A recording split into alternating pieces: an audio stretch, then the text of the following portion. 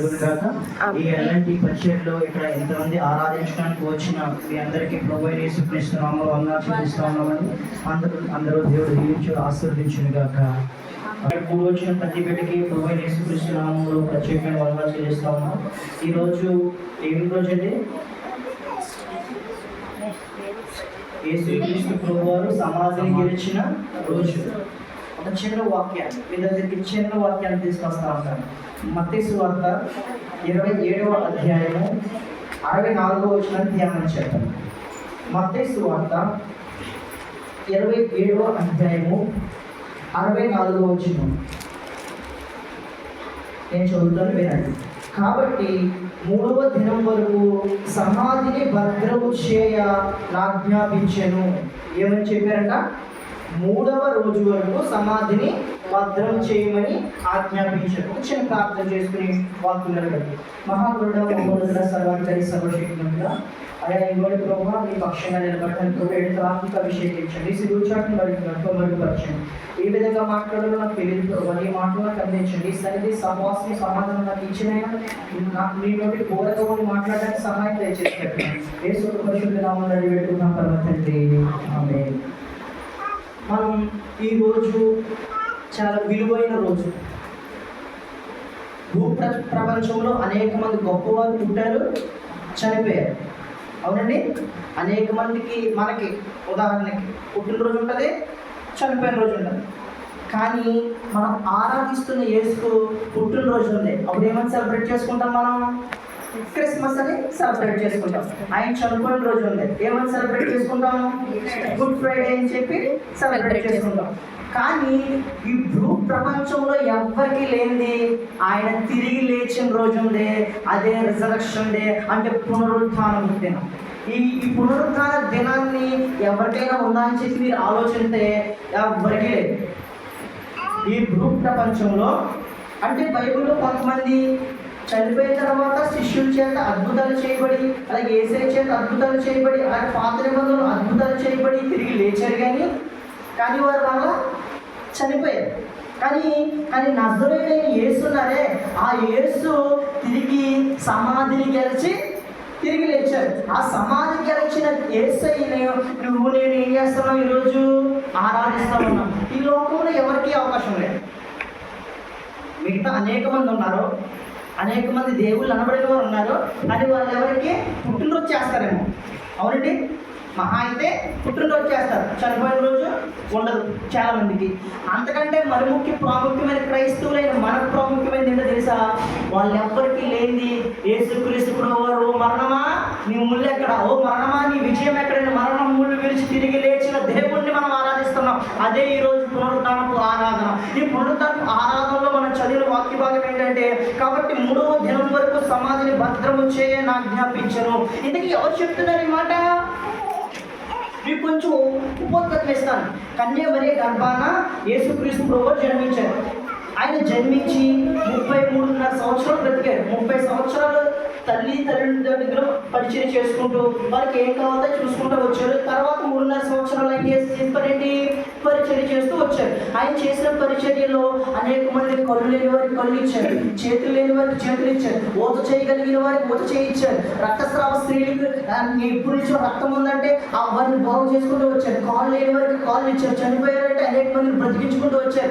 ఆధ్యాత్మిక జీవితంలో పడిపోతున్న వారు ఏ విధంగా బ్రతకాలో ఈ వాక్య సువార్త మనకు అందించుకుంటూ వచ్చారు. ఇటువంటి పరిస్థితుల్లో యేసుక్రీస్తు ప్రభువారు తండ్రి యొక్క చిత్తము నెరవేర్పు చేయుటకు గొల్గొతా కొండపై నీ కోసం నా కోసం తన ప్రాణాన్ని బలిగా అర్పించాడు. ఆ యేసుక్రీస్తు ప్రభువారు చనిపోయారు. ఏమయ్యారు?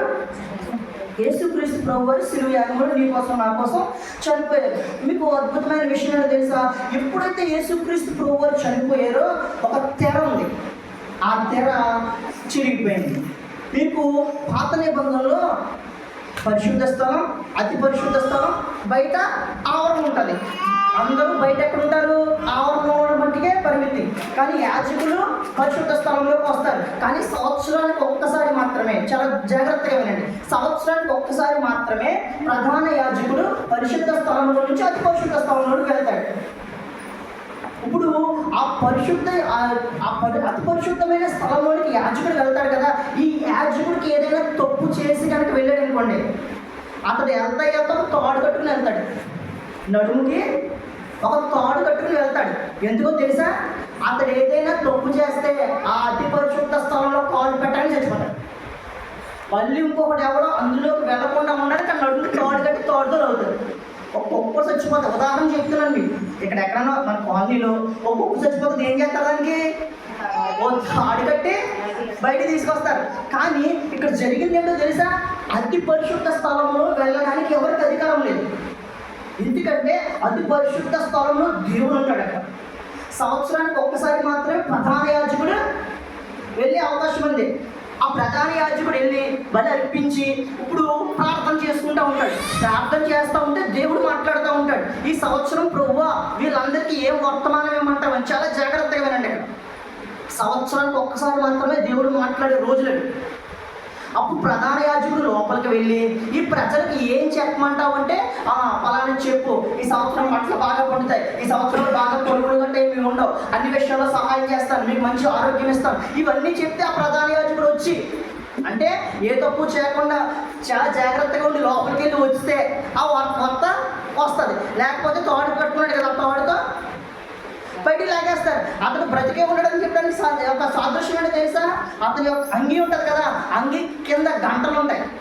ఆ గంటలు టింగు అంటే మంచి బ్రతుకున్నాడు అనమాట అర్థం. అవి లోపల ఈ గంటలు మోగట్లేదు అనుకోండి, ఏమవుతుంది? చనిపోయాడు, ఇతడు ఒకసారి ఇంకా బతకట్లేదు, ఈ గుండె ఆగిపోయింది అని చెప్పి అర్థం అనమాట. ఆ పరిశుద్ధ స్థలంలోనికి ఈ ప్రధాన యాజకుడు ఎవరైతే ఉన్నారో వారు వెళ్ళడానికి, ఈ పరిశుద్ధ స్థలమును అతి పరిశుద్ధ స్థలమును డివైడ్ చేయడానికి ఒక తెర ఉంటుంది అన్నమాట. ఒక తెర ఉంటుంది. ఎప్పుడైతే ఈ తెర యేసుక్రీస్తు ప్రభువారు చనిపోయారో, అందరూ ఎలా చూడండి, యేసుక్రీస్తు ప్రభువారు చనిపోయారో తెర ఎలా చిరిగిందో తెలుసా? పై నుంచి కిందకి చిరిగింది. ఇప్పుడు మీ ఇంటికాడ ఉదాహరణ చెప్తాను. మీ ఇంటికాడ ఒక కట్టెన్ ఉంది, అవునా? ఉంటుందా? ఆ కట్టెన్ ఎప్పుడు పై నుంచి కింద చిరుగుతుందా, కింద నుంచి పైకి చిరుగుతుందా? అమ్మా, పైనుంచి కిందకి జరగదు. రాత్రి ఎక్కడ జరుగుతుంది? కింద జరుగుతుంది. ఎక్కడ జరుగుతుంది? కింద నుంచి పైకి ఎలా చీలిస్తే, లేకపోతే ఏదైనా పడితే కింద చీలిపోతుంది. కానీ పైనుంచి ఎక్కడ కట్టెలు అనేది చీలకపోదు. కానీ యేసుక్రీస్తు ప్రభువారు ఎప్పుడైతే మరణము జయించకుండా, అంటే యేసుక్రీస్తు ప్రభువారు ఎప్పుడైతే మరణాన్ని తీసుకున్నారో, ఈ యొక్క అడ్డుతెర ఉంది అతి పరిశుద్ధ స్థలానికి పరిశుద్ధ స్థలానికి ఎప్పుడైతే ఒక అడ్డుతెర ఉందో అది పై నుంచి కింద చిరిగిపోయినారు. ఎందుకు చిరిగిపోయింది? ఎందుకో తెలుసా? అప్పుడు వరకు ప్రధాన యాజకుడు మాత్రమే వెళ్ళడానికి అనుకుండేది. కానీ ఎప్పుడైతే ఈ తెర పైనుంచి కిందకి చిరిగిపోయిందో, ఇప్పుడు ప్రతి ఒక్కరు వెళ్ళి యేసుక్రీస్తు ప్రభువారిని మాట్లాడుకోవడానికి, ఆరాధించుకోవడానికి, ప్రార్థన చేయడానికి యేసుక్రీస్తు ప్రభువారు ఈ లోకానికి వచ్చి ఆయన ప్రాణాన్ని పెట్టి ఆ తెరను పైనుంచి కిందకి చీల్చారు. ఎప్పుడైతే ఈ తెర చీల్చిందో ఈరోజు నువ్వు నేను ప్రార్థన చేయడానికి అధికారం ఉంది. ఆ రోజుల్లో ఉందా? ఆ రోజుల్లో లేదు. యేసుక్రీస్తు ప్రభువారు ఎప్పుడైతే చనిపోయారో, ఎప్పుడైతే తెర పైనుంచి కిందకి చీలిందో అప్పుడే, ఇప్పుడు అందుకోసమే మనం తండ్రి అని పిలిస్తే తనయుడే అని చెప్పి మాట్లాడుతూ ఉన్నాడు. కానీ ఆ రోజుల్లో మాట్లాడే దేవుడు కాదు. ఎందుకంటే ఆయన పరిశుద్ధుడు, అతి పరిశుద్ధుడు. ఆ పరిశుద్ధుడైన దేవుడు వారితో మాట్లాడాలంటే ప్రధాన యాజకుడు పవిత్రంగా ఉంటే మాత్రమే మాట్లాడేవాడు. కానీ యేసుక్రీస్తు ప్రభువారు ఎప్పుడైతే శిలువయాగం జరిగించారో తండ్రికి మనకి మధ్యవర్తి లేకుండా చేశారు. ఈయనే మధ్యవర్తి అయిపోయింది. ఎంతమందికి అర్థమైంది? యేసుక్రీస్తు ప్రభువారు చనిపోవడం ద్వారా ఏమైంది? ఈ తెర అనేది చిరిగిపోయింది. ఇప్పుడు యెహోవా దేవునికి మనకే మాట్లాడడానికి ఇప్పుడు మధ్యలో అడ్డమేమి లేకుండా పోయింది. యేసుక్రీస్తు ప్రభువారి యొక్క మరణం ద్వారా తండ్రికి మనకి ఒక సమాధానం అయిపోయింది.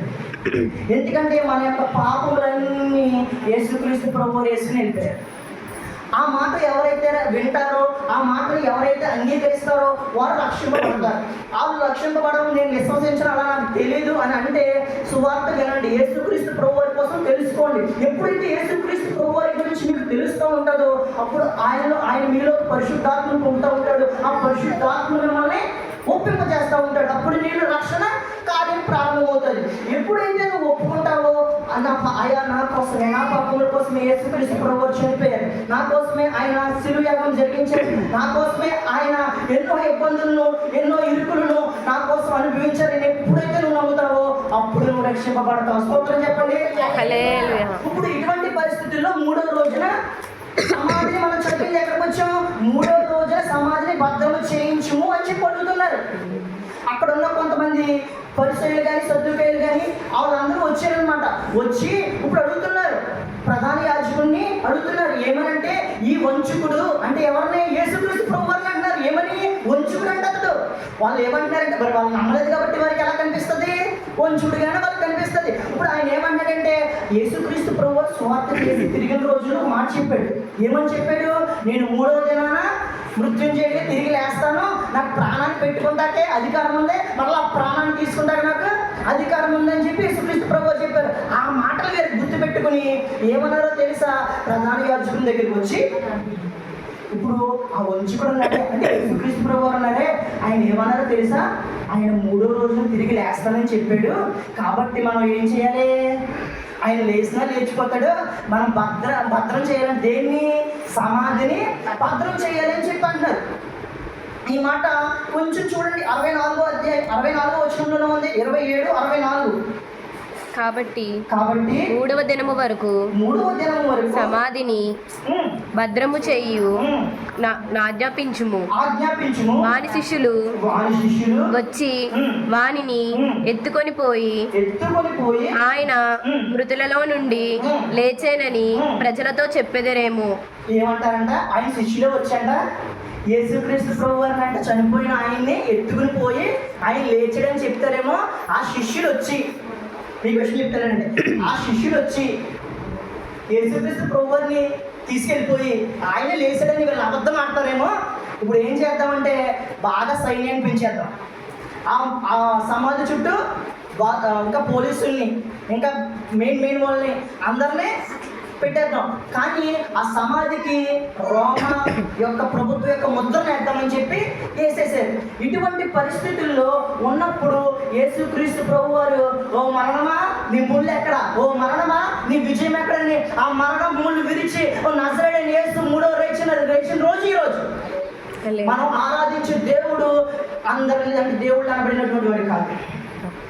ఆ సైన్యాన్ని ఆ పిలాతు ఎవరైతే అన్యాయ తీర్పునిచ్చారో అవన్నీ స్వీకరించాడు. ఎందుకో తెలుసా? నీ కోసము నా కోసం, నీ పాపాల కోసం నా పాపాల కోసం ఆయన సిలువేయబడ్డాడు. సిలువేయబడిన యేసును శిష్యులు ఏమంటున్నారు? ఇప్పుడు ఆ శిష్యులకు వారు అంటారు, ఈ శిష్యులు వచ్చి వారిని తీసుకెళ్ళిపోతారేమో, ఈ సమాధిని భద్రం చేద్దామని చెప్పి అంటారు. ఈ సమాధిని భద్రం చేయడం అంటే మీకు ఉదాహరణ చెప్తాను వినండి. ఆ సమాధి లోపలికి వెళ్ళాలంటే ఒక రాయి ఉంటుంది. ఏముంటది? ఒక రాయి ఉంటుంది. ఆ రాయి తీయాలంటే ఎవరెవరైనా వద్దునుకుంటారా? ఆ రాయి ఎన్ని కేజీలు ఉండదు తెలుసా? సుమారుగా 2000 కేజీలు ఉంటుంది. బైబిల్ పండితులు చెప్పారు. ఎన్ని వందల కేజీలు ఉంటుందండి? 2000 కేజీలు. 2000 కేజీలు ఉంటుంది. అంటే ఒక 2 మనుషులు 4 మనుషులు తీసేయడానికి అవ్వేది కాదు. కానీ అలా రాయిని పెట్టారు, తర్వాత చుట్టూ సైన్యాన్ని ఉంచారు, తర్వాత రోమ ప్రభుత్వం యొక్క ముద్ర వేశారు. ఈ ముద్ర ఎంత పవర్ఫుల్ తెలుసా? ఈ ముద్రని ఎవరైనా బ్రేక్ చేస్తే వాడికి మరణ శిక్ష. రోమ ప్రభుత్వం యొక్క కట్టుబాట్లు, మన ప్రభుత్వం కట్టుబాట్లు మనకు ఉంటాయి, మిగతా దేశాల్లో కట్టుబాట్లు వాళ్ళకు ఉంటాయి. అలాగే రోమ ప్రభుత్వం యొక్క కట్టుబాటు ఏంటో తెలుసా? ఆ సీల్ ఉంటుంది, ఆ ముద్ర అనేది ఉంటుంది. ఆ ముద్రని ఎవరైతే ప్రభుత్వం అధికారి యొక్క పర్మిషన్ లేకుండా తీస్తారో వాడికి మరణ శిక్ష. అటువంటి పరిస్థితుల్లో ఏమన్నారు? యేసుక్రీస్తు ప్రభు వారిని శిష్యులు తీసుకెళ్ళిపోతారేమో అని చెప్పి అన్నారు. కానీ యేసుక్రీస్తు ప్రభు వారి యొక్క సహాయం ఎక్కడి నుంచి వచ్చింది? ఆ సమాధిలోంచి రాయి పొరలింపబడింది, దేవదూతలు వచ్చారు, భూకంపం వచ్చింది, ఆ రాయమైంది పక్కకు జరిగిపోయింది, యేసుక్రీస్తు ప్రభు వారు లేచిపోయారు. ఇప్పుడు ఈ విషయం ఆ మాట ఈ మాట ఎవరికి తెలిసింది? వల్ల ప్రధాన యాజకులు తెలిసింది. ప్రధాన యాజకులు తెలిసి ఈ ప్రధాన యాజకులు ఏమన్నారు అనుకుంటే, ఇప్పుడు నిజంగానే లేచిపోయాడు, మనం అందరం తప్పు చేసామని తెలిసిపోద్ది కాబట్టి ఇప్పుడు సైనికులు కొంచెం లంచం ఇద్దాం. ఏమిద్దాం? సైనికులు కొంచెం లంచం ఇచ్చి మేనేజ్ చేద్దాం. వీళ్ళు ఏమని మేనేజ్ చేద్దామంటే, మీరందరూ అంటే శిష్యులందరూ నిద్రపోతూ ఉండగా క్షమించండి, సైనికులందరూ నిద్రపోతూ ఉండగా శిష్యులు వచ్చి ఎత్తుకుపోయారని చెప్పి మీరు అబద్ధం చెప్పండి అని చెప్పారు. ఇప్పుడు అధికారి చెప్తే ఏం చేయాలి? కింద ఉన్నవాడు చెప్పాలి, లేకపోతే ఉద్యోగం మటాష్ అయిపోతుంది. ఇప్పుడు ఏమన్నారు? సరే అని చెప్పి ఓకే అన్నారు. ఒకవేళ పైన ఉన్న అధిపతి దగ్గర నుంచి ఏదైనా ప్రాబ్లం వస్తే మేము చూసుకుంటామని ప్రధాన యాజకులు చెప్పారు. సరే అని చెప్పి శిష్యులు ఏం చేశారు? అబద్ధం చెప్పడానికే రెడీ అయ్యారు. ఈ అబద్ధం ఎలా ఉందంటే చూడండి, ఉదాహరణకి పేతురనే అపోస్తులుడు అడుగుతూ ఉన్నాడు అనమాట. ఎవరు అడుగుతారో కానీ తెలియదు, కానీ కొంతమంది మనమే ఒక విమర్శన చేద్దాం. ఇప్పుడు వాళ్ళు ఏమంటున్నారు? మేమందరం నిద్రపోతున్నాం. జరిగిన పని ఏంటి? అక్కడ శిష్యులు వచ్చి ఏసైనా ఎత్తుకుపోయారు. అందరూ నిద్రపోతూ ఉంటాయి. నువ్వు ఎలా చూసావు? ప్రశ్న అడగచ్చు, అడగకూడదు మనం. ఇప్పుడు ఉదాహరణకండి, ఈ ఒక సమాధి అనుకోండి. ఈ సమాధి ఈ చుట్టూ అందరూ కాపలా కాశారు. అందరూ కాపలా కాస్తే అందరూ నిద్రపోయారు. ఇలా చెప్పన్నది వీళ్ళు ఏం చెప్పమన్నారు? చుట్టూ అందరూ నిద్రపోతూ ఉంటే శిష్యులు ఎత్తుకుపోయారు. ఇప్పుడు మామూలుగా మన ప్రశ్న ఏంటి? అందరూ నిద్రపోతే శిష్యులు పట్టుకెళ్ళారండి. ఎవరు చూశారు మరి? అంతే కదా, నిజమే నేను అడిగింది. నెక్స్ట్ ఒకవేళ నిద్ర వస్తే అందరికీ ఒకసారి నిద్ర వస్తుందా అని చెప్పండి. అందరికీ నిద్ర ఒకసారి వస్తుందా? రాదు. మూడో విషయం చెప్పనా, రోమా సైనికులు ఎవరైనా పని చేస్తా నిద్రపోతా ఉన్నాడంటే వాడిని వెంటనే అక్కడి నుంచి తీసేస్తారు. అటువంటి పరిస్థితులు ఏం చేశారు? అబద్ధం ఆడారు. ఎందుకంటే వీళ్ళు అబద్ధం పేర్చారు. ఎందుకంటే నిజాన్ని ఒప్పుకుంటలేదు, వీళ్ళు నిజాన్ని ఒప్పుకోవట్లేదు. ఆ సమాధి యేసుక్రీస్తు ప్రభువుని జయించారని చెప్పి ఒప్పుకోవడానికి లేక అబద్ధాన్ని కవర్ చేయడానికి ఇంకేం చేస్తున్నారు? మొత్తం ఇంకో 100 అబద్ధాలు ఆడదాకా రెడీ అయ్యారు. కానీ అబద్ధాలు నిలుస్తాయా? నిలవదు. సత్యం అనేది ఆ సత్యమే నిలబడుతుంది. ఎందుకంటే యేసుక్రీస్తు ప్రభువారు సత్యం. ఆ సత్యం అయిన యేసుక్రీస్తు ప్రభువారిని ఆరాధిస్తా ఉన్నాం నీవు నేను. యేసుక్రీస్తు ప్రభువారి గురించి చూసారు ఎన్ని ఉన్నాయో. ఈ లేఖనాలు ఎంత అలా చెప్తున్నాయి చూడండి. యేసుక్రీస్తు ప్రభువారి గురించి, జీవితం గురించి, ఆయన యొక్క ప్రవచనాలు కానివ్వండి, ఆయన పుట్టుక ప్రవచనం, ఆయన చనిపోవడం ప్రవచనం, ఆయన తిరిగి లేవడం ప్రవచనం, ఆయన మళ్ళా తిరిగి రెండవ రాకల్లో మధ్యాకాశానికి రావడం ప్రవచనం. చూడండి ఆయన గురించి అంత ప్లాన్. నువ్వు ఒక పాస్పోర్ట్ ఆఫీస్కి వెళ్ళాలంటే మీరు అన్ని ప్లాన్గా అన్ని పట్టుకెళ్తారు, డాక్యుమెంట్స్ లేదా? లేకపోతే వెళ్ళిపోయి పాస్పోర్ట్ ఇచ్చేయండి, ఇచ్చేస్తారా? అలాగే యేసుక్రీస్తు ప్రభువారి భూలోకాన్ని రావాలంటే ఒక ప్లాన్. ఆయన చనిపోవాలంటే ముందు సువార్త ప్రకటించడం ఒక విధానం. మార్గమును సరళం చేయడానికి బాప్తిస్మ యోహాను వచ్చాడు. చూడండి, మీరు అనుకుంటారు ఆయన ఏదో వచ్చి అనుకోకుండా చనిపోయాడని. కాదు, తండ్రి చిత్తం నెరవేర్చులందులకై ఆయన నీ కోసం నా కోసం ప్రాణం పెట్టాడు. ఎందుకని ప్రాణం పెట్టాలి?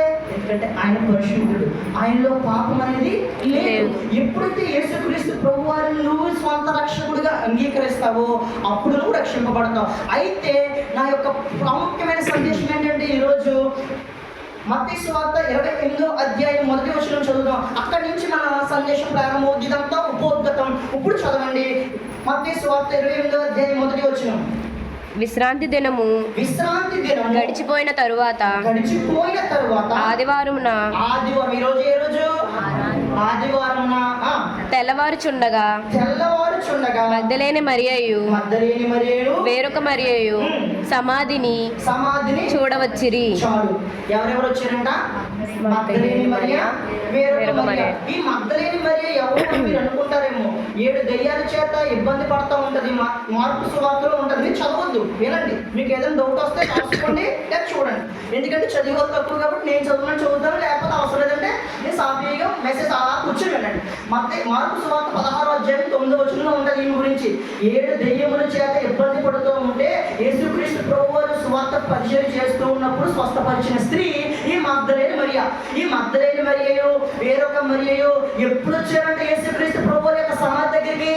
ఆదివారమున తెల్లవారుచుండగా. నిజమే, ఈ రోజు నువ్వు నేను కూడా యేసుక్రీస్తు ప్రభువారిని చూడాలంటే, యేసుక్రీస్తు ప్రభువారిని దర్శించాలంటే ఏ జాములు పడితే ఆ జాములు కాకుండా ఎప్పుడైతే తెల్లవారు జామున నువ్వు ఆయన సన్నిధిలో ఆయన పాదాల దగ్గర గడుపుతా ఉంటావో ఆయన చూసే భాగ్యం జరుగుతుంది. ఎప్పుడైతే నువ్వు నమ్ముతావో, ఎప్పుడైతే విశ్వసిస్తావో, ఎప్పుడైతే యేసుక్రీస్తు ప్రభువారు నా దేవుడని ఒప్పుకుంటావో, నీ పాపాలన్నీ ఎప్పుడైతే యేసుక్రీస్తు ప్రభువారిలో పాప ప్రాయశ్చిత్తం చేసుకుని నువ్వు ఎప్పుడైతే వేకులు లేసి వెతుకుతావో యేసుక్రీస్తు ప్రభువారు నీకు దర్శనమిస్తారంట.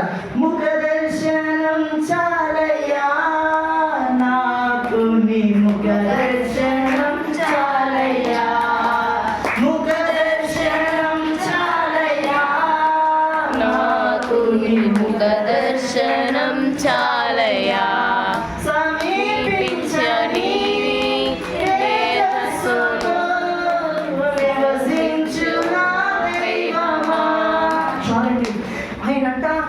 దర్శించాలంటే ఇప్పుడు మత్తయి మరి ఎప్పుడు వచ్చింది? ఆదివారం ఆదివారం వచ్చింది. ఏ సమయంలో వచ్చింది? మధ్యాహ్నం వచ్చిందా? తెల్లవారుజాము వచ్చిందా? తెల్లవారుజాము మధ్యాహ్నం అందరం పొడుగున టైంలో వచ్చిందా? తెల్లవారుజాము ఎప్పుడు వచ్చిందండి? తెల్లవారుజాము వేకువజామున వచ్చిందంట.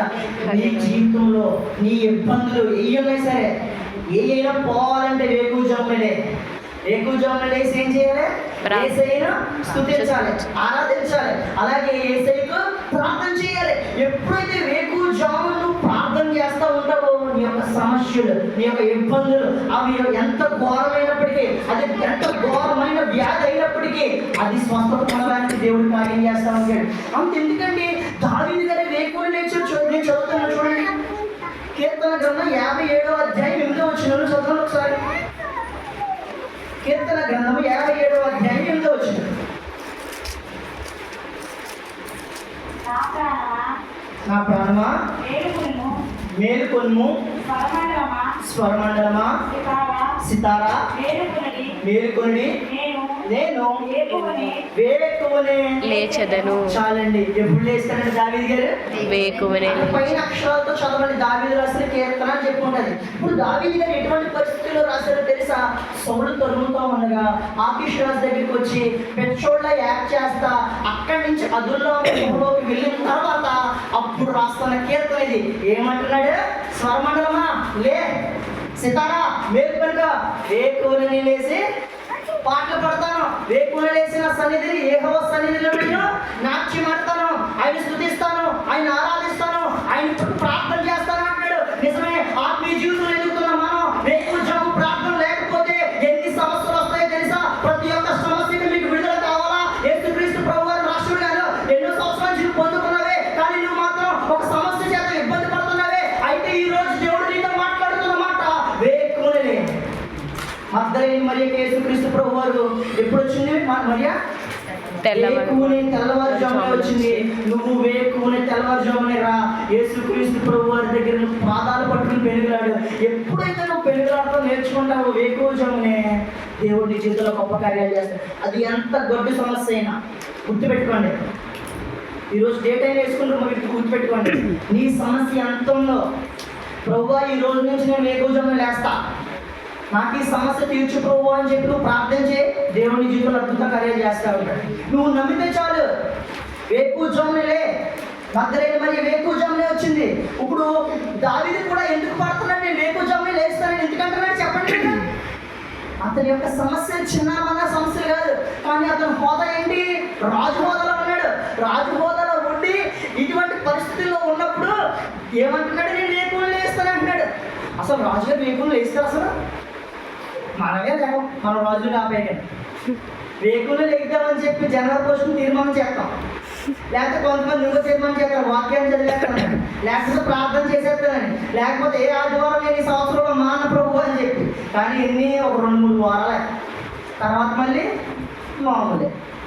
కానీ దావీదు అంటున్నాడు, సితారా మేలుకో, ఎందుకంటే స్వరమండలమా మేలుకో, ఎందుకంటే నా బాధలు ఎన్నో ఉన్నాయి. ఆ బాధల నుంచి తప్పించబడాలంటే వేకువనే లేగాలంట. అలాగే 108వ కీర్తన 2వ వచనం కూడా సేమ్ ఉంటుంది. అక్కడ కూడా ఏముంటుంది తెలుసా? స్వరమండలమా సితారా మేలుకో, వేకువనే లేస్తాను. ఎందుకు అంటున్నాడు? ఏంటి, ఒక రాజు అయిన పొజిషన్లో ఉండి వేకువనే లేస్తాడంట. నిజమే, క్రైస్తవులుగా ఉన్నాం మనం. ఎన్నో సమస్యలు, ఎన్నో ఇబ్బందులు ఉంటే ఒక పరిష్కారం ఈరోజు వేకువనే. ఎప్పుడు? వేకువనే. ఎప్పుడైతే నువ్వు వేకువనే లేస్తావో నీ గొడ్డు సమస్యలను తీరుస్తూ ఉంటాడు. ఒక దావీదు జీవితంలోనే వేకువనే లేస్తే సమస్యలు చేశాడా? యెహోషువ గ్రంథం చూడండి. యెహోషువ గ్రంథం 8వ అధ్యాయం 10వ వచనం చదవండి. యెహోషువ గ్రంథం 8వ అధ్యాయం 10వ వచనం. యెహోషువ గ్రంథము 8వ అధ్యాయము 10వ వచనం. ఉదయం చూడండి, యెహోషువ అంటున్నాడు, ఉదయమున యెహోషువ వేకువన లేచి. ఎప్పుడు? మధ్యాహ్నం లేచాడా? యెహోషువ ఎప్పుడు లేచాడండి?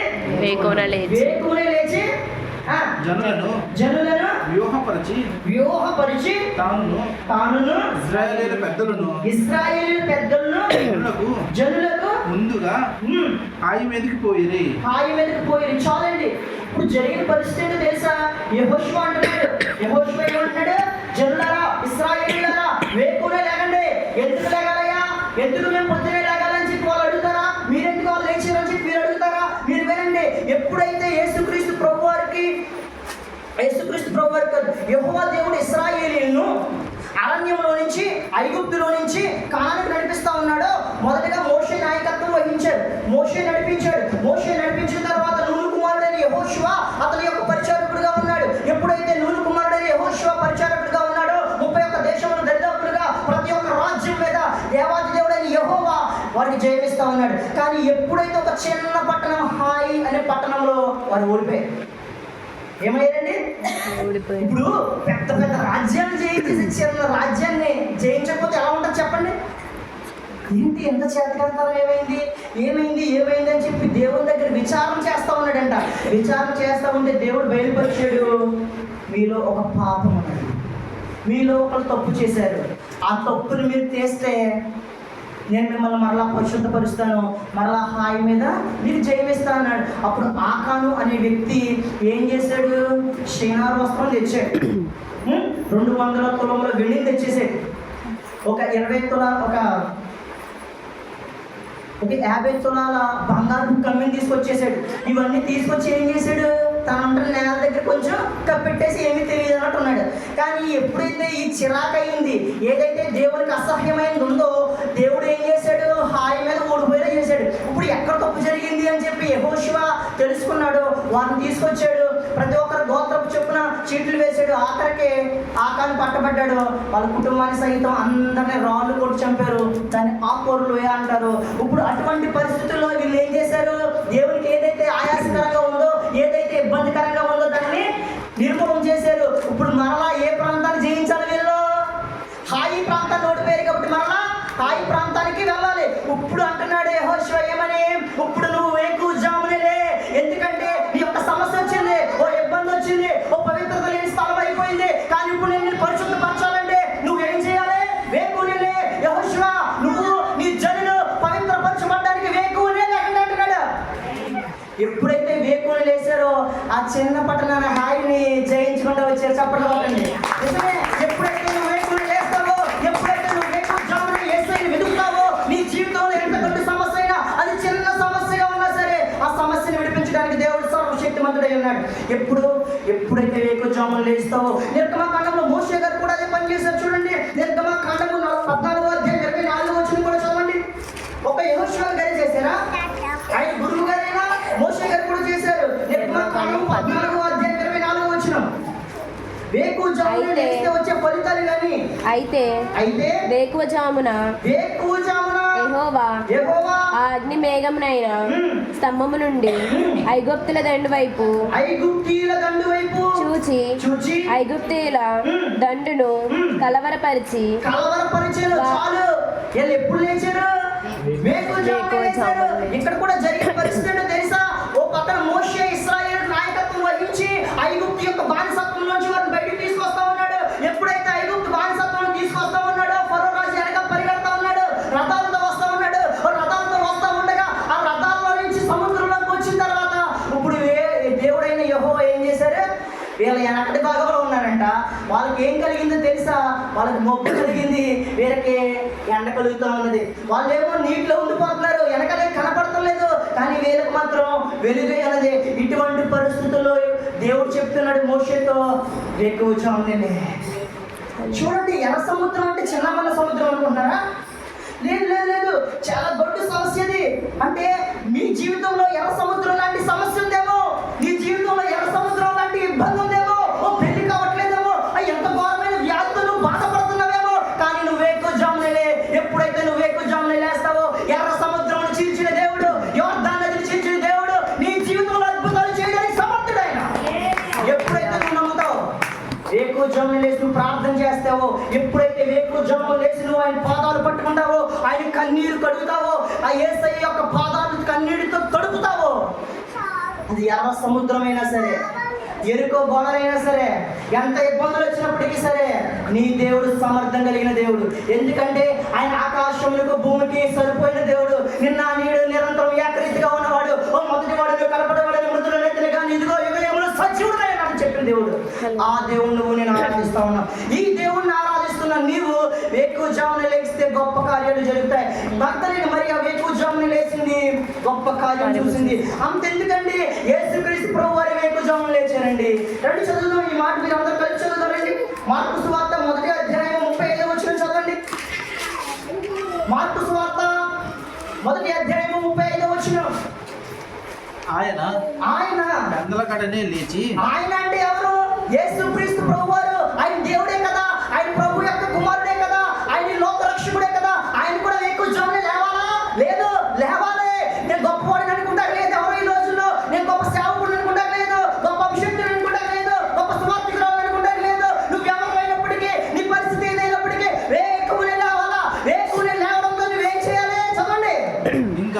ఇంకా చాలా చీకటి ఉండగానే, అంటే చాలా చీకటిగానే ఉండగానే బయలుదేరి అరణ్య ప్రదేశమునకు వెళ్ళారంటే యేసుక్రీస్తు ప్రభువారు. ఎందుకంటే ఎవరు డిస్టర్బ్ చేయకుండా ఉంటారని. అంతకుముందు వచ్చిన వాళ్ళు ఏం జరిగిందో తెలుసా? యేసుక్రీస్తు ప్రభువారు అనేక ప్రాంతాలు తిరిగి అనేక చోట్ల స్వస్థపరిచి రాత్రి చాలా టైర్డ్ అయిపోయి పడుకున్న పరిస్థితి. కానీ ఏం చేశారు? మరలా పొద్దున్నే లేచి మరలా ప్రార్థన చేస్తున్నారు. తండ్రి, నీ చిత్తమేంటి ప్రభువా? ఈ రోజు నేను ఏం చేయాలి ప్రభువా? ఈ రోజు నేను ఏ విధంగా ఎదురుకెళ్ళాలి ప్రభువా? ఈ రోజు నేను ఏ ప్రాంతానికి వెళ్ళాలి ప్రభువా? ఏ ప్రాంతంలో స్వస్థత చేయాలి ప్రభువా? ఏ ప్రాంతంలో నా కోసం జనం దాచిపెట్టుకుని ఉన్నారు ప్రభువా? ఏ ప్రాంతానికి వెళ్తే నీ సువార్త, నీ రాజ్యం గురించి ప్రకటన చేయడానికి నాకు వీలవుతుంది ప్రభువా అని చెప్పి ఏం చేశాడంట? వేకువనే లేచాడంట. వేకువనే వెదకెదను, ప్రీతితోనే నిన్ను వెదకెదను. చాలు, పాటలు పాడితే నాకు సమయం చాలా తక్కువ ఉంది. మళ్ళీ ఇక్కడ అయిపోయిన తర్వాత మళ్ళీ నేను ఎక్కడికి వెళ్ళాలి? కాళ్ళు వెళ్ళాలి. కాబట్టి చాలా స్లోగా, చాలా చిన్నగా చెప్పుకుంటూ వెళ్ళిపోతాను. యేసుక్రీస్తు ప్రభువారు కూడా పొద్దున్నే లేచి ఏం చేశారంట? నిజమే. ఈ రోజు ఒకటే గుర్తుపెట్టుకోండి, ఈ రోజు అతి ప్రాముఖ్యమైన రోజు. యేసుక్రీస్తు ప్రభువారు పునరుద్ధారుడై తిరిగి లేచిన రోజు. మీకు ఇస్తున్న సందేశం ఏంటో తెలుసా? వేకువనే. ఏంటి? వేకువనే. ఎప్పుడైతే నువ్వు వేకువని లేస్తావో, నీ యొక్క సమస్య ఏదైనా కానివ్వు, నీ ఇబ్బంది ఏదైనా కానివ్వు, ఏ ఇబ్బందిలో నుంచి నువ్వు కొట్టుమిట్టాడుతున్నా సరే, నువ్వు ఎంత కన్నీరు కారుస్తున్నా సరే, అది ఏదైనప్పటికీ సరే, ఎర్ర సముద్రం వంటి సమస్య దేవుడు సహాయం చేస్తాడు. యోర్దాను వంటి సమస్య దేవుడు సహాయం చేస్తూ ఉంటాడు. ఎరుకో వంటి సమస్య దేవుడు సహాయం చేస్తూ ఉంటాడు. ఎప్పుడంటే వేకువనే లేస్తానే. ఇప్పుడు ఈ మరి ఏం చేసింది? మగ్దలేని మరియా వేకువనే వచ్చింది. 2 పాయింట్లోకి వెళ్ళిపోదామా? రండి, 2 పాయింట్లోకి వెళ్దాం. 2 వచనం చదవండి. ఇదిగో ప్రభువు, మత్తయి సువార్త 28వ అధ్యాయము 2వ వచనం. ఇదిగో ప్రభు దూత పరలోకము నుండి దిగి వచ్చి రాయి పొర్లించి దాని మీద కూర్చుండెను. ఇప్పుడు వేకువని లేచింది కదా. ఇప్పుడు దేవుని యొక్క సమాధి, యెహోవా దేవాది దేవుడైన యేసుక్రీస్తు ప్రభు వారి యొక్క సమాధి యొక్క రాయిని తొలగించడానికి ఎవరు వచ్చారంట? దేవదూతలు వచ్చారంట. నువ్వు కూడా అడుగుతావేమో, వేకువని లేస్తే నాకు వచ్చే ప్రయోజనం ఏంటని. స్వయంగా దేవాది దేవుడే తన సైన్యాన్ని పంపుతాడు. ఇప్పుడు ఎవరు వచ్చారు ఇక్కడికి రాయిని పొరలించడానికి? ఒక దేవదూత వచ్చింది. దేవదూత వచ్చి గొప్ప కార్యాలు జరిగిస్తా ఉన్నది. ఎందుకంటే నువ్వు నమ్మిన దేవుడు నిన్ను విడిచిపెట్టే దేవుడు కాదు. నిన్ను విడిచిపెట్టే దేవుడు అయితే నువ్వు ఆశ్రయించవలసిన పని లేదు.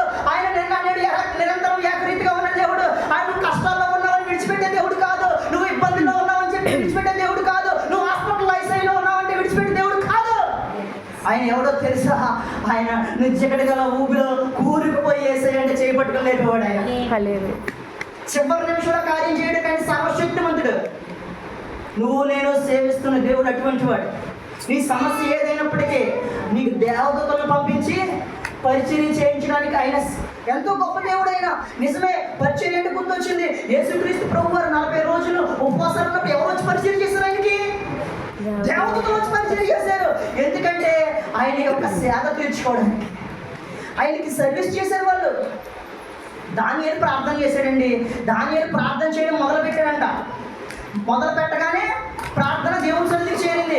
అక్కడి నుంచి సమాధానం ఎవరితో మొదలైంది? కిందకి ఒక దేవదూత తీసుకొస్తా మొదలుపెట్టింది. గాబ్రియెల్ అనే దేవదూత. ఈ గాబ్రియెల్ అనే దేవదూత సమాధానం తీసుకొస్తా ఉంటే సాతాను వీళ్ళు అడ్డుపడ్డాడంట.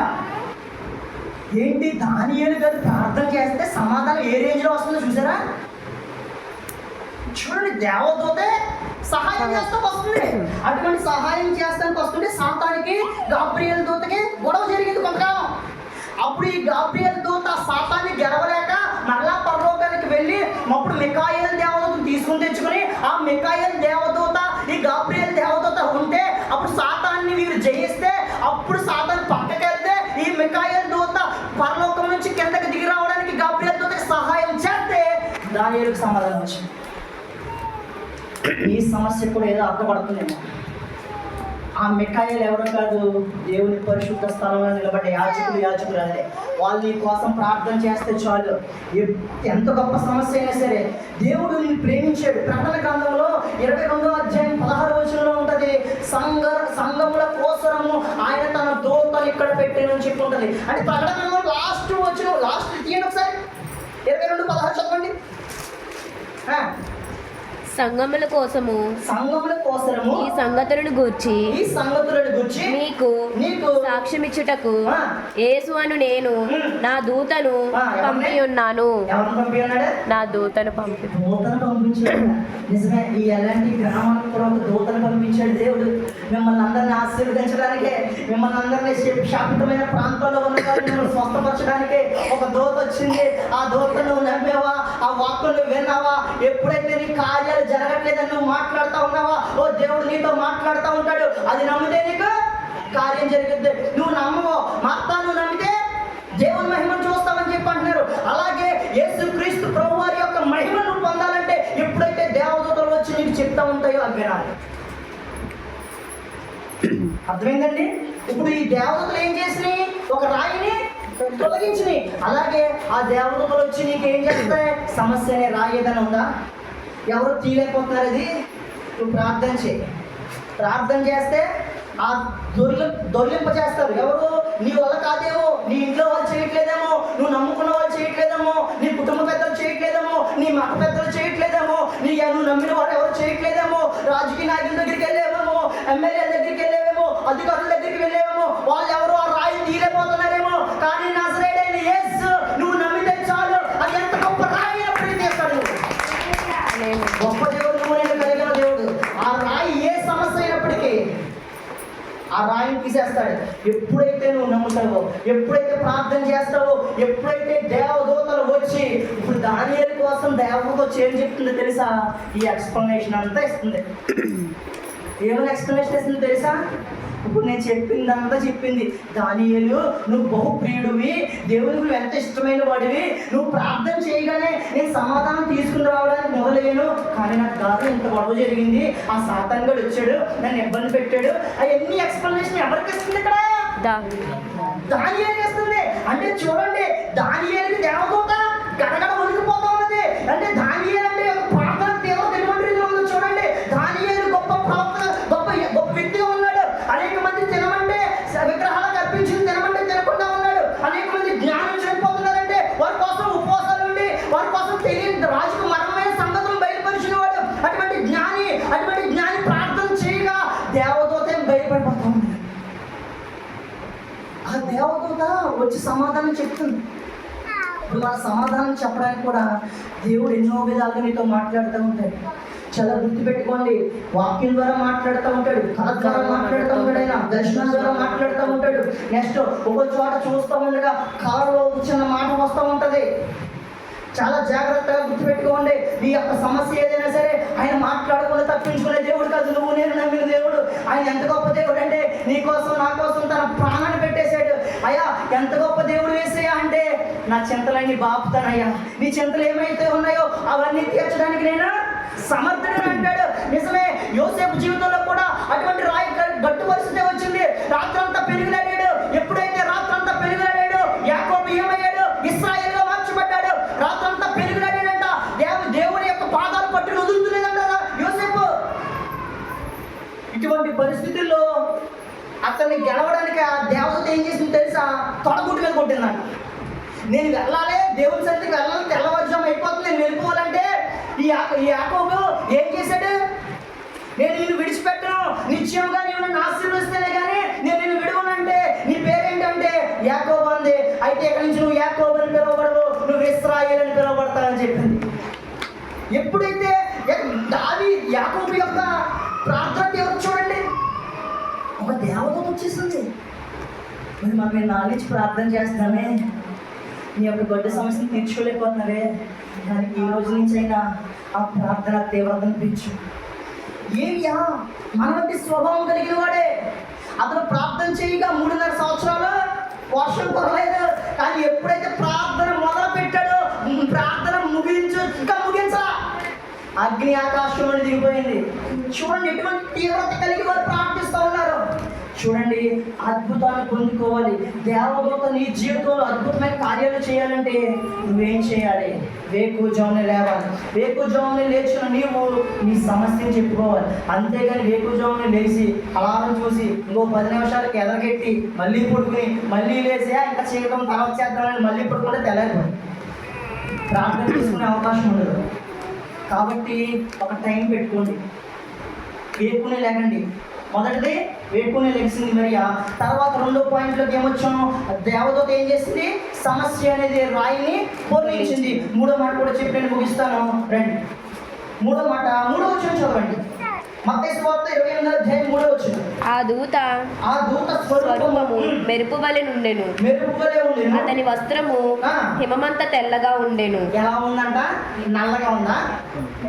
ఆ దేవదూత వస్త్రం ఎలా ఉందంట? తెల్లగా ఉందంట. తెలుపు పరిశుద్ధతకి సాదృశ్యం. ఇప్పుడు ఆధ్యాత్మిక జీవితంలో ఎదుగుతున్న నీవు ఎన్నాళ్ళున్నా అలాగే ఉండిపోతే, నీలో పరిశుద్ధత లేకపోతే ఆయన త్వరగా రాబోతా ఉన్నాడు. ఆయన త్వరగా వస్తువుని తీసుకుని మధ్యాకాశానికి వెళ్ళబోతా ఉన్నాడు. ఓ మరణమా, నీ ముళ్ళు ఎక్కడో, మరణమా నీ విజయం ఎక్కడ, నీ మరణ ముళ్ళు విరిచి నీ కోసం తిరిగి రాబోతున్న యేసయ్యను ఎదుర్కోవాలంటే నీలో ఉండాల్సిందండి పరిశుద్ధత. పరిశుద్ధత లేకుండా ఎవడు ప్రభుని చూడలేడు. లేవియా కాండం 11వ అధ్యాయం 44వ వచనం చదవండి. లేవియా కాండము 11వ అధ్యాయం 44వ వచనం.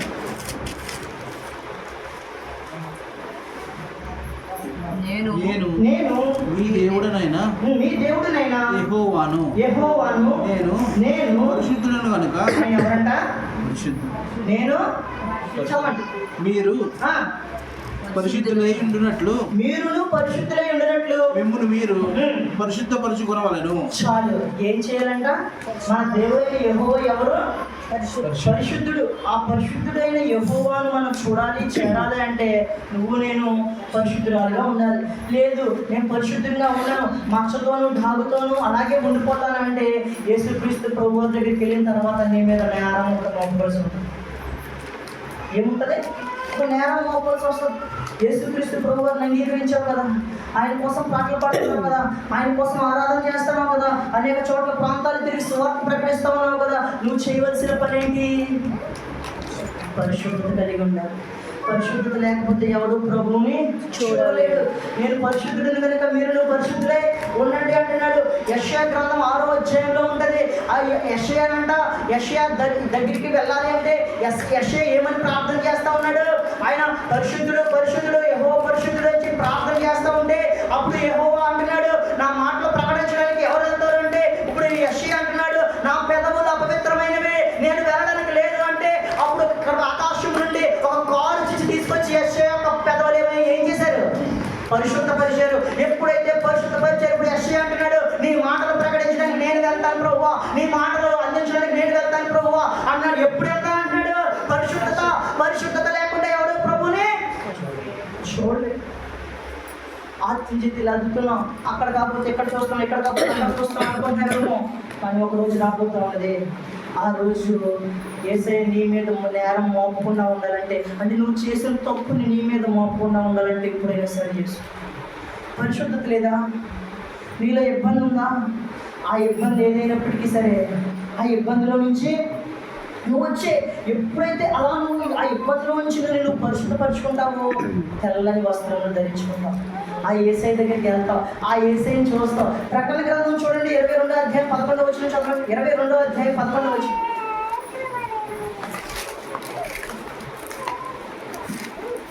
ప్రకటన గ్రంథము 22వ అధ్యాయం 11వ వచనం. అన్యాయము చేయువాడు ఇకను అన్యాయమే చేయునిమ్ము. అపవిత్రుడైన వాడు ఇకను అపవిత్రుడుగానే యుండనిమ్ము. నీతిమంతుడు ఇకను నీతిమంతుడుగానే యుండనిమ్ము. పరిశుద్ధుడు ఇకను పరిశుద్ధుడుగానే యుండనిమ్ము. ఇప్పుడు మనం పరిశుద్ధులైతే ఎలా ఉండాలి? ఆ పరిశుద్ధతలో తప్పుకోవాలా? ఎలా ఉండాలంట? పరిశుద్ధుడుగా ఉండాలి. నేను పరిశుద్ధుడిని అయిపోయాను, ఇంకా పర్లేదు, నా ఇష్టం వచ్చినట్టు తిరిగేస్తాను, నా ఇష్టం వచ్చినట్టు మాట్లాడేస్తాను, నా ఇష్టం వచ్చిన చోట్లకి వెళ్ళిపోతాను, మళ్ళా సినిమాలు చూసేస్తాను, మళ్ళా టీవీ చూస్తాను, మళ్ళా సెల్ ఫోన్లో కూర్చుని IPL మొదలైంది, ఆ IPLలో దూరేస్తాను అని చెప్పంటే నువ్వు పరిశుద్ధుడు అవ్వు. ఎందుకంటే అవన్నీ శరీరాశలోనివే. ఈ లోకమంతా ఏంటి? శరీరాశ, నేత్రాశ, జీవడంతో నిండిపోయి ఇప్పుడు అనేక మంది యవనస్తులు పాడైపోతా ఉన్నారు. ఈ IPL బెట్టింగ్లు వేస్తా ఉన్నారు. ఆ IPL అయిపోయే లోపు ఎంతమంది యవనస్తులు ఆత్మహత్య చేసుకుంటున్నారు. ఒకవేళ ఈ ఇక్కడున్న ఎవరైనా సరే మీ అబ్బాయి 24 గంటలు ఒక ఫోన్లోనే ఉంటాడేమో చూడండి, వారి ముందే పట్టుకోండి. అలాగే ఈ లైవ్ లో చూస్తున్న వారు ఎవరైనా ఉంటే మీ యొక్క పిల్లలు ఎంతమంది అయితే ఆ IPL బెట్టింగ్ లో ఉన్నారు, లేకపోతే డ్రగ్స్ అనే వ్యక్తులు అందులో ఉండిపోయారు, పరిశుద్ధత లేకుండా ఉన్నారు, ఇప్పుడే మీరు జాగ్రత్త పడండి. ఒక రోజు ఆ బిడ్డ ఏదైనా చేసుకుంటే ఆ రోజు ఏడవడం కన్నా ఈ రోజే కన్నీరు కారుస్తూ, అయ్యా నా బిడ్డను పరిశుద్ధపరిచయ్యా, అయ్యా నా బిడ్డను కాయ్యా, అయ్యా నా బిడ్డను కాపాడయ్యా, నీ సన్నిధిలో ఉంచయ్యా, అయ్యా పరిశుద్ధ పరిచయ్యా అని చెప్పి నువ్వు ప్రార్థన చేయగలిగితే ఆయన నెమ్మది కలిగిన దేవుడు నీ జీవితంలో నెమ్మదినిస్తాడు. ఆయన పరిశుద్ధుడు కాబట్టి నువ్వేం చేయాలి? పరిశుద్ధత కలిగి నువ్వు ప్రార్థన చేయాలి. ఎప్పుడైతే నువ్వు పరిశుద్ధత కలిగి ప్రార్థన చేస్తూ ఉంటావో అప్పుడు నీ యొక్క ప్రార్థన చాలా ఈజీగా వెళ్తుంది. ఎందుకంటే పరిశుద్ధత లేకుండా, ఎందుకంటే పరిశుద్ధత నీలో లేదనుకో, పాపం అనే గోడ నీకు ఉందనుకో, నీ యొక్క ప్రార్థన వెళ్తుందా? వెళ్ళదు. పాపం అంట నీకు ఆయనకి ఒక అడ్డుగోడగా ఉందంట. ఆ అడ్డుగోడ నుంచి నువ్వు ఏం చేయాలి? తొలగించుకోవాలి. ఎప్పుడైతే నువ్వు తొలగించుకుంటావో, ఎప్పుడైతే నువ్వు దేవుణ్ణి ఆయన్ని చూడాలంటావో, అందుకే భక్తులు అంటారు, హిమము కంటే నన్ను తెల్లగా చేయయ్యా, ఇసుగుతో నన్ను కడుగయ్యా. ఎందుకు? పరిశుద్ధత కోసమే. ఎప్పుడైతే నువ్వు పరిశుద్ధుడిగా ఉంటావో దేవునికి అనుకూలమైన వ్యక్తిగా అయిపోతావు. ఎప్పుడైతే నువ్వు పరిశుద్ధురాలుగా ఉంటావో దేవునికి ఇష్టరాలుగా అయిపోతావు. ఎప్పుడైతే నువ్వు పరిశుద్ధంగా ఉంటావో ఆయన కోరుకునే బిడ్డగా అయిపోతావు. హల్లెలూయా. ఎప్పుడు పరిశుద్ధంగా ఉంటాయి. అలాగే కీర్తన గ్రంథం 93వ అధ్యాయం 5వ వచనం చదవండి. కీర్తన గ్రంథం 93వ అధ్యాయం 5వ వచనం. నీ శాసనములు ఎన్నడును తప్పిపోవు. యెహోవా ఎన్నటన్నిటిని పరిశుద్ధతే నీ మందిరమునకు అనుకూలము. అంటే ఏంటంటే మందిరానికి అనుకూలమైంది పరిశుద్ధత. నిజమే, నువ్వు మామూలుగా ఇంటి నుంచి మామూలుగా వస్తున్నావేమో, నీలో ఒక పాపం అనేది ఏదైనా ఉందేమో, అది ఏం చేయాలి? మందిరానికి వస్తున్నప్పుడు బయట దాన్ని విడిచిపెట్టాలి. ఎప్పుడైతే దేవుని సన్నిధిలోకి వస్తున్నావో నీ యొక్క పాపాలను ఒప్పుకోవాలి, నీ యొక్క శాపాలను ఒప్పుకోవాలి. అయ్యా నేను పాపినయ్యా, నన్ను కరుణించి ప్రభువా, నీ మందిరంలో నేను పరిశుద్ధత కలిగి ఉండాలి ప్రభువా. ప్రసంగి గ్రంథం 5వ అధ్యాయం 1వ వచనంలో చెప్తుంది, ఈ సన్నిధికి పోయినప్పుడు నీ ప్రవర్తన జాగ్రత్తగా చూసుకోమని చెప్పుంటుంది. అక్కడ అలాగే జాగ్రత్తగా ఉండాలంటే, నువ్వు పరిశుద్ధుడిగా ఉండాలంటే, పవిత్రురాలుగా ఉండాలంటే నువ్వు ఒప్పుకోవాలి. ఏం చేయాలి? ఒప్పుకోవాలి. ఎప్పుడైతే నువ్వు ఒప్పుకుంటావో, ఎప్పుడైతే ఈ దేవుని సన్నిధిలోనే ఆపిన ప్రభువా, నన్ను పరిశుద్ధపరచు ప్రభువా, నేను నీకు అప్పగించుకున్నాను ప్రభువా, అయ్యా నువ్వు నాలోకి రా ప్రభువా, నువ్వు నాలోకి వస్తే చాలు ప్రభువా, గొప్ప కార్యాలు నా ద్వారా జరిగిస్తావు ప్రభువా, అయ్యా నువ్వు ఎప్పుడైతే ఆ ప్రార్థన చేస్తూ ఉంటావో నువ్వు పరిశుద్ధపరచబడతావు. హిమం కంటే తెల్లగా అవుతావు. ఎప్పుడైతే నువ్వు హిమం కంటే తెల్లగా అయ్యావో దేవునికి బాగా తేటగా కనపడతావు. మోషేతో దేవుడు ఏమంటాడు? నువ్వు నా దగ్గరికి రావాలంటే ఆ చెప్పులు విడువు అంటాడు. అవునా? చదవండి అన్నమాట. అపోస్తుల కార్యగ్రంథం 7వ అధ్యాయం 33వ వచనం చదవండి.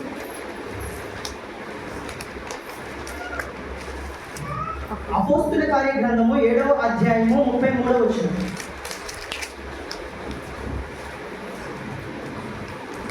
అందుకు ప్రభువు నీ చెప్పులు విడువము, నీవు నిలిచియున్న చోటు పరిశుద్ధ భూమి. మోషేతో దేవుడు ఏమని చెప్తున్నాడు? మోషేని దేవుడు ఎన్నుకున్నవాడే కదా. నిజమే, నిన్ను నన్ను దేవుడు ఎన్నుకున్నవాడే. అయినా సరే ఎన్నుకున్న తర్వాత అపరిశుద్ధులం అయిపోయామేమో. మోషే అని అడుగుతున్నాడు. ఇప్పుడు ఆ పొదలో నుంచి మాట్లాడుతూ ఉన్నాడు. పొదలో నుంచి మంట వస్తుంది కానీ ఆ పొద కాలిపోవట్లేదు. అందులోంచి మాట్లాడుతూ దేవుడు ఏమంటున్నాడు, మోషే నువ్వు ఉన్న స్థలం పరిశుద్ధమైన స్థలం. ఆ పరిశుద్ధమైన స్థలంలో ఒక చొప్పు ఉంది. ఆ చొప్పును నేను విడు అంటున్నాడు. అంత పరిశుద్ధుడినే కదా, అయినా సరే అనొచ్చు కదా. లేదు, మోషే ఏం చేశాడు, ఆ చెప్పులను పక్కకు విడిచిపెట్టి మళ్ళీ వచ్చాడు. గొప్ప పండితులు ఏమని చెప్తారో తెలుసా, అంతకుముందే ఒక ఐగుప్తీయుడిని మోషే ఏం చేశాడు, చంపేసి ఇసుకలో కాలుతో తొక్కేసి కప్పెట్టేసి వచ్చేసాడు కదా. దేవునికి అది గుర్తుండి ఆ కాలుతో తొక్కు చేసావు కదా అంటే చెప్పులు తీయమంటే మీరు అందరూ ఏమనుకుంటారా, పాత చెప్పులని పక్కన వేసి కొత్త చెప్పులు వేసుకుంటాం అనుకుంటారా వచ్చే అర్థం నుంచి. అది కాదు చెప్పేది, నువ్వు ఏదైతే తప్పు చేసావో, ఏదైతే అపవిత్రపరిచావో, ఏదైతే ఇబ్బంది చేసావో, నాకు ఆయాసకరంగా ఉన్నదేదో దాన్ని తొలగించు. ఇప్పుడైతే నువ్వు పరిశుద్ధపరచుకుంటావు నేను నీతో మాట్లాడాను. మోషేతో తర్వాత కార్యాలు జరిగించడం అనేసరిసయ్యా. చూడండి, ఇశ్రాయేలీయులు ఐగుప్తులో ఉంటే ఒకే ఒక్కసారి మాట్లాడాడు, అనేక గొప్ప కార్యాలు మొదలు పెట్టడం జరిగాడు. ఫరో ఎదుట ఎన్ని అద్భుతాలు చేశాడండి మోషే, అద్భుతాలు చేశాడు. ఒక్కసారి ఎంతమంది కాపులను రక్షించాడు మోషే, దగ్గర లక్షల మందిని, కొన్ని లక్షల మందిని ఒక్కరోజే. చూడండి, పరిశుద్ధపరుచుకుంటే దేవుని యొక్క మాటకు నువ్వు విధేయత కలిగి జీవిస్తే, ఎప్పుడైతే నువ్వు విధేయత చూపిస్తావో దేవుడు నిన్ను ఎన్నుకుంటాడు. నిన్ను ఎన్నుకుంటాం కాదు, అనేక జనముని ఆశీర్వాదంగా చేస్తాడు. మోషేని ఎన్నుకున్నాడు. మోషేని ఏమన్నాడు, నీ యొక్క చెప్పులు విడువ అన్నాడు, విడిచిపెట్టాడు. అనేక మంది ఇశ్రాయేలుని రక్షించడానికి కారకుడయ్యాడు. చూడు, ఆయన యేసుక్రీస్తు ప్రభువారిని ప్రాణం పెట్టాడు కదా, నీకోసం తన ప్రాణాన్ని పెట్టి చివరి రక్త బిల్లు మీకోసమే కాల్చారు కదా. కానీ రక్షణ పదం అంటే పొందట్లేదు. వీళ్ళు పరిశుద్ధత లేదేమో, లేకపోతే నువ్వు పరిశుద్ధతగా కలవడానికి అయ్యా నా కోసం ప్రార్థన చేయండి అని చెప్పి నువ్వు అడుగుతావేమో. ఎప్పుడైతే నువ్వు ఆ విధంగా అడుగుతావో, నీ కోసం ప్రార్థించడానికి దైవజనులు ఉన్నారు. నువ్వు గొప్ప వ్యక్తిగా అవ్వాలి. ఎందుకంటే నీ రక్షణ నీతోనే ఆగిపోకూడదు, ఇంకా అనేక మంది నీ కుటుంబంలో రక్షణను కూడా నడిపించాలి. ఎందుకంటే నీ దాకా వచ్చిన రక్షణ నీతోనే ఆగకూడదు. నీ అలాగే అనుకుంటే మన దగ్గర దాకా ఈ సువార్త రాదు. యవన కాలంలో వచ్చాము మేము, ఒకటే భారం సువార్త ప్రకటించాలి. అనేక మందికి నశించిపోతున్న ఆత్మలు ఉన్నాయి, వాళ్ళు వెళ్ళని చోట్లకి వెళ్ళాలి. అనేక మందిని ఆయా ఈ దేవాది దేవుడైన యెహోవా వచ్చేంతగా నడిపించాలి. అనేక ప్రాంతాలకు తిరగాలని చెప్పి వచ్చాం. కానీ మీరు ఎప్పుడైతే ఈ మాటలు మీరు వింటారో, మీరు అనేక మందికి చెప్పాలి. లేదు మీరు చెప్పట్లేదు అనుకోండి, కొన్ని ఏం జరుగుతుంది, ఆదివారం మాటలు పలానా చోట ప్రార్థన జరుగుతుందమ్మా, రెండమ్మా అక్కడ యేసుక్రీస్తు ప్రభు వారి మాటలు మేము వినిపిస్తామమ్మా అని చెప్పి రావాలి. ఆ బిడ్డ రక్షణ పొందినట్టు ఆ ఫలం ఎవరు తిన్నట్టు, ఎవరు వస్తే తీసుకొచ్చారో వాళ్ళదే, మాదేముండదు. మా పని ఏంటో తెలుసా, ఓన్లీ ప్రార్థన చేయడం, ఓన్లీ వాక్యం చెప్పడం, వారి కోసం సమస్యలు ఉంటే ప్రార్థన చేయడం, వాళ్ళు ఏదైనా ఇంకా ఇబ్బందుల్లో ఉన్నారంటే ఇంటికి వెళ్ళి ప్రార్థన చేయడమే తప్ప అంతకు మించి ఏముండదు. కానీ ఆయన్ని ఎవరి చేతికి అప్పగిస్తాం మేము, దేవాది దేవుడికి అప్పగిస్తాం. ఆ దేవాది దేవునికి ఆ పాపి అయిన వ్యక్తులకి మధ్యలో కనెక్షన్ ఎవరు, మీరే. నువ్వు సువార్త చెప్పగలిగితే సువార్త చెప్పు, వెళ్ళాలి గుడ్. లేదు నేను సువార్త చెప్పలేకపోతున్నాను ప్రభు, అయ్యా నా వల్ల కాదు ప్రభు అంటావా, తీసుకురా. ఇక్కడ మీకోసం వస్తున్నాం కదా, 100 మంది వచ్చినా ఇదే వాక్యం, 1,00,000 మంది వచ్చినా ఇదే వాక్యం, ఒక్కరు వచ్చినా ఇదే వాక్యం. కానీ ఈ వాక్యం విత్తుతూ ఉండగా అనేక మంది హృదయాలకు వెళ్ళాలి. ఒక భక్తుడు అంటాడు బైబిల్లో, ఆకాశం నుండి వర్షం వస్తే ఏ విధంగా భూమిని తడపకుండా వెళ్ళదో, అలాగే విత్తిన మాట హృదయాల్లో క్రియ జరిగించకుండా తిరిగి వెళ్తాంట. తెలుసా విషయం? విత్తిన మాట ఉంది కదా, ఈ మాట నీ హృదయంలోకి వచ్చి క్రియ జరిగించకుండా వెళ్ళదంట. నిజమే, ఈ రోజు ఒక మాట నేను పట్టుకోకపోవచ్చు, ఒకరోజు శోధన కాలం వస్తుంది, అప్పుడు నీకు ఈ మాట గుర్తొచ్చినా సరే అప్పుడు నేను లేచి ప్రార్థన చేస్తే అప్పుడే సరే ఈ మాటని బ్రతికిస్తుంది కదా. ఎందుకంటే ఆయన మాట ఎటువంటి మాట, జీవం కలిగిన మాట. ఆయన మాట ఎటువంటి మాట, చచ్చిపోయిన వారిని సైతమా లేపగలిగిన మాట. ఆ మాట లాజరును బ్రతికించిందా బ్రతికించలేదా? లాజరు బయటికి రా అన్నడా అనలేదా? చదువుతారు మాట, యోహాను సువార్త 11వ అధ్యాయం 37వ వచనం చదవండి. యోహాను సువార్త 11వ అధ్యాయము 37వ వచనం. వారిలో కొందరు ఆ గుడ్డివాని కన్నులు తెరిచిన ఈయన ఇతనిని చావకుండా చేయలేడా అని చెప్పిరి. యేసు మరలా తనలో ములుగుచు సమాధి వద్దకు వచ్చాను. సమాధి దగ్గరికి వచ్చాడు. అది ఒక గుహ, దాని మీద ఒక రాయి పెట్టి ఉండెను.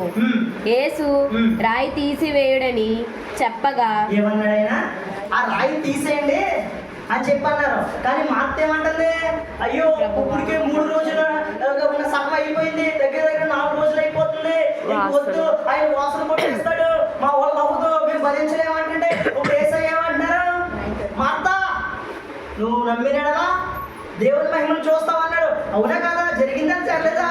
లాజరు తిరిగి లేచాడే లేగలేదా?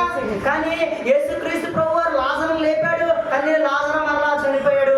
కానీ యేసుక్రీస్తు ప్రభువారు సమాధిని గెలిచాడు. కానీ నిన్న నేడు నిరంతరం ఈ రోజుకి ఒకే రీతిగా ఉన్నాడు. ఆయన్నే మనం ఆరాధిస్తా ఉన్నాం, ఆయన్నే మనం సేవిస్తా ఉన్నాం, ఆయన్నే మనం మహిమపరుస్తా ఉన్నాం. ఎప్పుడైతే ఆయన మహిమపరుస్తా ఉంటావో దేవుడు నీ గొప్ప కార్యాలు జరిగిస్తూనే ఉంటాడు. దేవదూతల మందిగా నిన్ను మార్చేస్తాడు. ఇప్పుడు మొదటిగా మధ్యలో మరి ఏం చేసింది, వేకువనే వచ్చింది. రెండవది సమస్య ఏదైతే ఉందో ఆ సమస్యని దేవదూతల సహాయం వచ్చి తీసేసి. మూడవది పరిశుద్ధత కలిగి ఉండాలి. ఎప్పుడైతే నువ్వు పరిశుద్ధత కలిగి ఉంటావో దేవుడి నీ జీవితంలో గొప్ప కార్యం జరిగిస్తాడు. ఒక చిన్న మాటను చదువుకుని మనం ప్రార్థన చేసుకున్నాం. ప్రకటన గ్రంథము 7వ అధ్యాయము 14వ వచనం. ప్రకటన గ్రంథము 7వ అధ్యాయం 14వ వచనం. అందుకు నేను అయ్యా 13వ వచనం కానీ చదవండి.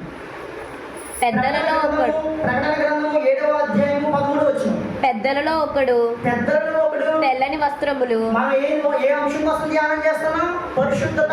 పరిశుద్ధత అంటే దేనికి సాదృశ్యం? తెలుపు సాదృశ్యం.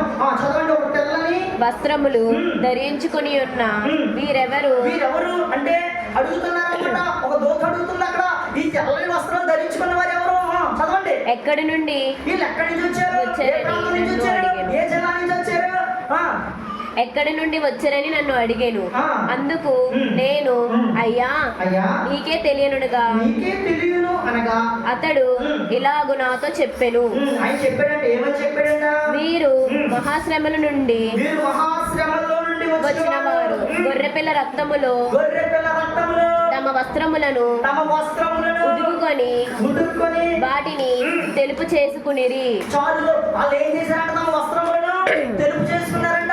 నిజమే, నీ వస్త్రం మారుతుందేమో, నీ వస్త్రానికి అంటే డాగ్ ఉందేమో. వస్త్రం అంటే పరిశుద్ధత గుర్తు. నీ వస్త్రం నీలో ఏ డాగ్ ఉందో, ఏ ఇబ్బంది ఉందో, ఏ ఇబ్బందికరమైనది దేవునికి ఉందో, ఆయాసకరమైనది ఏదైతే ఉందో అది నువ్వు తీసుకోగలిగితే దేవుని ఎక్కడ నిలబెడతావు. ఆ రోజు అడుగుతారు, వీరు ఎక్కడి నుంచి వచ్చారంటే మహాశ్రమల్లో నుంచి వచ్చి గొర్రె పిల్ల యొక్క రక్తంలో తమ వస్త్రములను తెలుపు చేసుకున్నవారు. నిజమే, రక్షణ వస్త్రం పొందేవా నువ్వు? ఎన్నాళ్ళ నుంచి వస్తున్నావు కదా చర్చికి, ఎన్ని సంవత్సరాల నుంచి యేసయ్య దేవుడు అని చెప్పుకుంటావు కదా. రక్షణ పొందావా? రక్షణ పొందకపోతే గుర్తుంచుకో, నమ్మి బాప్తిసం పొందిన వాడు రక్షింపబడను, నమ్మని వారికి శిక్ష విధింపబడను. ఒకనొక రోజు ఉంది, ఆ రోజు నువ్వు బాప్తిసం పొందుతామన్నా సరే బాప్తిసం ఇవ్వడానికి దైవజనులు ఉండరు. ఇచ్చినా సరే అయ్యా ఆ పనికిరానికి తా బాప్తిసం అయిపోతుంది. ఎందుకంటే అప్పటికే సంఘం ఎక్కబడిపోతుంది. అప్పుడు నెదుగుతారు, మా చుట్టాలేరే, మా పట్టాలేరే. కాబట్టి మీకు అనుకూల సమయం ఇదే. నేడే రక్షణ దినం. మీరు ఇంత గొప్ప రక్షణ మీరు నిర్లక్ష్యం చేస్తే ఎలా తప్పించుకుందరు? ఈ వాక్యం మీరు అనేక సార్లు వినుంటారు. కానీ ఇది రాకడ సమయం. అంత్యకాలంలో జరుగుతున్నాయి యుద్ధాలు చూస్తున్నారు. యుద్ధ వాతావరణాలు జరుగుతూ ఉన్నాయి. ప్రాంతం మీద ప్రాంతం వెళ్తా ఉన్నది. కరువు ప్రాంతాలను కమ్ముకుంటా ఉన్నది. ఒక ప్రాంతం నుంచి ఇంకో ప్రాంతానికి యుద్ధ వాతావరణం మేఘం వలె కమ్ముకుంటా ఉన్నది. గుర్తించు, ఇవన్నీ శ్రమలకు ఆరంభం. ఇప్పుడు కూడా మా తాతల కాలం నుంచి ఇదే లాస్ట్ రోజు అంటారేమో, కానీ యేసుక్రీస్తు ప్రభువు చెప్పారు మత్తయి సువార్తలో. ఏమని చెప్పారు? ఎప్పుడైతే సంఘం ఎత్తబడుతుందో దానికి ముందు రొప్పుకొని చెప్పాడు ఆయన. రాజ్యం మీదకి రాజ్యం వస్తుంది, కరువులు వస్తాయి, భూకంపాలు వస్తాయి, అనేక చోట్ల ఇబ్బందులు వస్తాయని చెప్పారు. అవన్నీ చూస్తా ఉన్నాం. కాబట్టి ఇది మీకు ప్రకటన చేస్తా ఉన్నాం. ఎవరైతే యేసుక్రీస్తు ప్రభువారి యొక్క రక్షణను మీరు నిర్లక్ష్యం చేస్తున్నారో ఇది మీకు అనుకూలమైన సమయం, రక్షణ దినం. కాబట్టి ఎవరైతే ఈ మాటలు వింటున్నారో, ఎంతమంది అయితే యేసుక్రీస్తు ప్రభువారిని ఒప్పుకుంటారో, మీ యొక్క వస్త్రములు తెలుపు చేసుకుంటారో, ఆ యేసుక్రీస్తు ప్రభువారి యొక్క రక్షణ దినాన ఉందాం. దేవుడి కొద్ది మాటలు మనందరి వెలుగులు ఆశీర్వదించి దీవించును గాక. మోకాళ్ళ నుంచి ప్రార్థన చేస్తున్నాం. ప్రభువా, పునరుద్ధాన దినాన ఆయన ఆయా మగ్దలేని మరి ఏ విధంగా మా దగ్గర నీ దగ్గరికి వచ్చిందో ప్రభువా, అలా ప్రతిరోజు నీ దగ్గరికి రావాలి ప్రభువా. అయా ప్రతిరోజు నీ పాదాల సంగ పట్టుకోవాలి ప్రభువా. అయా నీ సహాయం చేయండి అయ్యా. అయా మీరు మాకు తోడుగా ఉండండి ప్రభువా. అయా నీ సన్నిధి మాకు తోడుగా ఉంచండి ప్రభువా. అయా నువ్వు రాకపోతే మేము వెళ్ళిన ఉపయోగం ఉండదు ప్రభువా. నీకు వందనాలు అయ్యా. అయా మాకు తోడుగా రా అయ్యా. అయా ఇంకోటి నాయన గడిచిన కాలం అంతా కాల్చేవయ్యా. ఈ కాలంలో కూడా మమ్మల్ని కాపాడయ్యా. అయా నువ్వు మాకు ఎన్నో సమస్యలు ఉన్నాయ్యా, ఎన్నో ఇబ్బందులు ఉన్నాయి నాయన. ఆ ఇబ్బందులన్నింటి నుంచి విడిపించయ్యా. అయా స్వస్థత ఎక్కడికి వచ్చానయ్యా. అయా స్వస్థత నాకు దయచేయ్యా. అయా రోగిని వచ్చానయ్యా. అయా నీ మాట వినుటూ ఉండగా నన్ను స్వస్థపరిచి నీకు వందనాలయ్యా. అయా పరిశుద్ధత లేకుండా వచ్చానయ్యా. అయా నన్ను పరిశుద్ధపరిచినైనా, ఇంకా నువ్వు పవిత్రపరిచినైనా, ఇంకా నువ్వు ఇష్టం పూలైనట్టు కడిగయ్యా. హింవరే తెల్లగా చేయయ్యా. అయా నీ రాకళ్ళు ఎత్తబడే గుంపుగా నుంచి ప్రభువా. అయా ఇంకోటి ఇక్కడికి వచ్చిన ప్రతి బిడ్డని మీరు దీవిస్తున్నాం ప్రభువా. అయా వీరిని మీరు దీవించండి నాయన. ఈ నెలలో చేయించిన ప్రతి పని సఫలమగునుగా కానీ ప్రార్థిస్తున్నాం నాయన. అయా ఇక్కడ సమయం ఏర్పాటు అవ్వడానికి మీరు సహాయం దయచేయండి నాయన. అయా నీ కృప, నీ కాపుదల, భద్రత, క్షేమం దయచేయండి అయ్యా. ఈ కుటుంబాన్ని నాయన దీవించండి, ఆశీర్వదించండి నాయన. అయా నిన్ను చేర్చుకున్నారు. ఈ కుటుంబాలకి ఏ ఆకర్తత ఉందో నజరుడైన యేసుక్రీస్తు నామములో అక్కడ తీరులుగా కానీ ప్రార్థిస్తున్నాం నాయన. అయా వారిని దీవించండి నాయన. ఇక్కడికి వచ్చిన ప్రతి బిడ్డను దీవించి ఆశీర్వదించండి నాయన. సమస్త గిడిని తప్పించి మేలు వైపు నడిపించి అయా వెను వాక్యాన్ని నీరు కట్టి ప్రతిఫలం దయచేసి పెట్టమని నజరుడైన యేసుక్రీస్తు పరిశుద్ధ నామములో అడిగి వేడుకుని పొందుకున్నాం పరమ తండ్రి.